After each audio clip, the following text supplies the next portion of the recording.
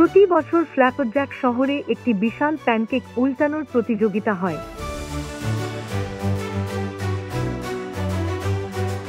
যে সবচেয়ে বড়, সবচেয়ে তুলতুলে প্যানকেক উল্টাতে পারে সে পায় একটি সোনার স্প্যাচুলা এবং 1 বছরের জন্য বিনামূল্যে প্যানকেক। এই বছর জেক জিততেই চায়। জেক প্রতিদিন প্র্যাকটিস করত। সে রান্নাঘরে, পেছনের উঠোনে, এমনকি ট্রাম্পোলিনের উপরেও প্যানকেক উল্টাতো। কিন্তু একটা সমস্যা ছিল, জেকের উল্টানো খুব ভালো ছিল। তার প্যানকেক এত উঁচুতে যেত যে কখনো কখনো মেঘে হারিয়ে যেত। প্রতিযোগিতার দিনে জেক প্রস্তুত ছিল। পুরো শহর জড়ো হয়েছিল, প্রত্যেকে যতটা সম্ভব উঁচুতে প্যানকেক ছুঁড়ে দেওয়ার চেষ্টা করছিল।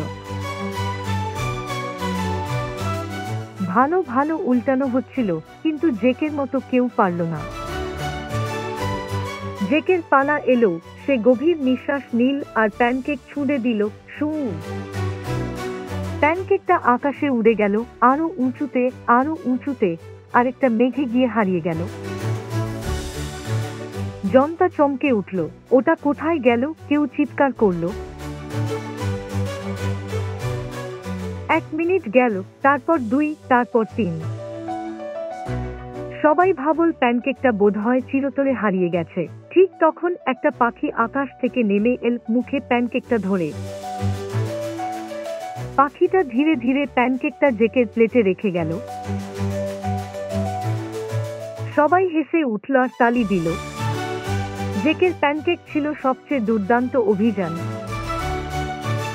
আর সে জিতে গেল সোনার স্প্যাচুলা।